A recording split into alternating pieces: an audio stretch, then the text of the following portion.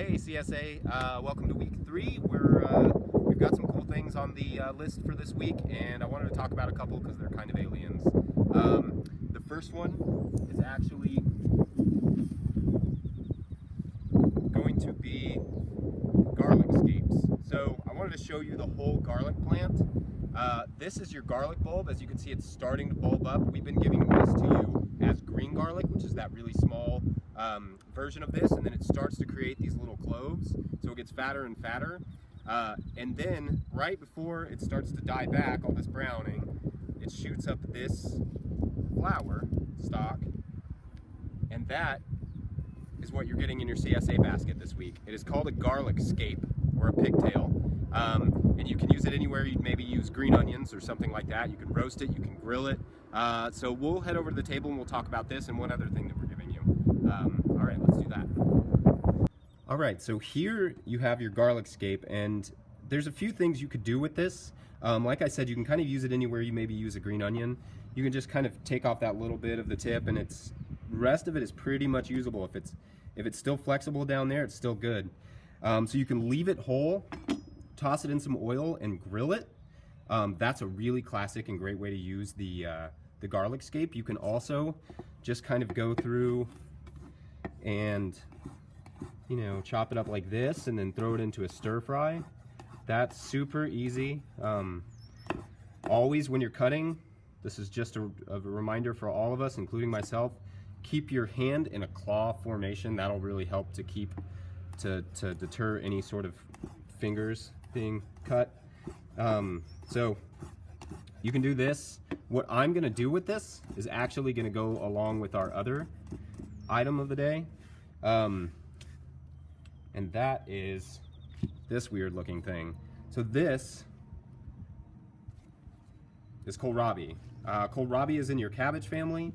It is alongside, you know, kale and broccoli and all of those things. It's really pretty crop. I think it's such an amazing looking crop. But it is also delicious. And so let's just talk about what you can do with kohlrabi for a second. You can use the whole thing. This part of the stem right here is not my favorite thing, so I generally cut it off. You can steam it, and it is tasty. It's got plenty of flavor. It's just kind of tough sometimes if you don't cook it for long enough. So just keep that in mind. Just cut your ends off. You know, put this aside. This you can pretty much use anywhere you'd use kale. It's really good for kale chips. You can saute it. It's somewhere between maybe kale and collards in terms of how rigid it is. But then you can pretty much use it anywhere. This is so yeah, I cut the top and the bottom off, and then I just kind of work those edges. You can do this with a peeler. I prefer the chef's knife, just it's easier for me. And then you can do it with a paring knife or whatever works for you. But then you just work your way around.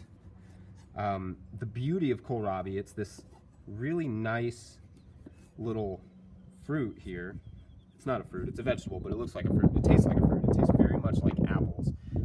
And you can use it anywhere you use apples. You can just eat it raw like a sat like this, which is great. Kids love it. Or you can cut it up and do kind of what I'm going to do with it with a few other things.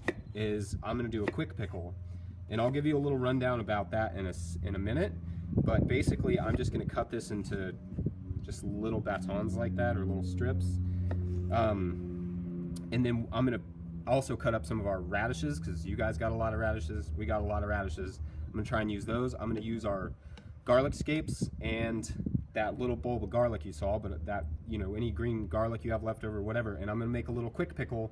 Doesn't take very long. Stick in your fridge. Really nice little snack.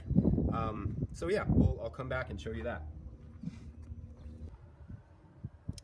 All right, so I went inside and just made a quick pickle liquid, quick pickling liquid, and all it is essentially is half water, half acid vinegar.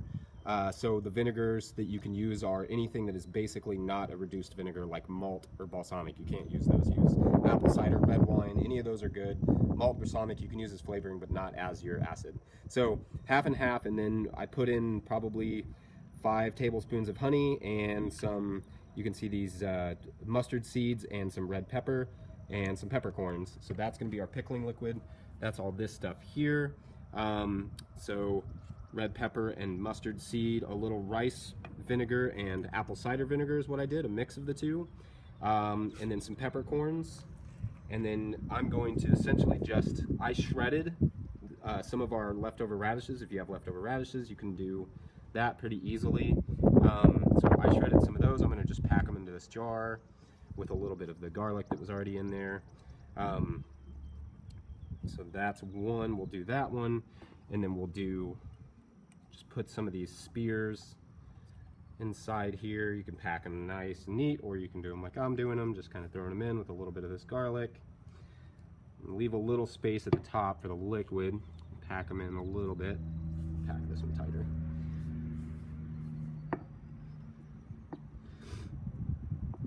And these are sanitized. They're use clean jars for this. Essentially what we're going to do is going to pour that liquid over top of these, and then we're going to leave it at room temperature for about an hour, and then we're going to put them in the fridge and they will last there for about 2 weeks. Well, in a week we'll start eating on them, and then after that they'll go for about 2 weeks where they're still good, and then after that they kind of go downhill. But that's essentially, throw some of these garlic scapes in each of these, why not? Throw that back there. All right, and then I'll just take our pickling liquid. The beauty of the pickling liquid is that you can reuse your pickling liquid. Let that settle in there a little bit. Okay, sorry that cut out real quick, but I just poured the liquid over top of all of these. Then I'm going to put the lid on and leave them at room temperature for about an hour, and I'm going to stick them in the fridge and let that marinate for about a week, and then they will be ready to go. You can do this with any pretty much the vast majority of vegetables we give you this year, and we will touch on it a little bit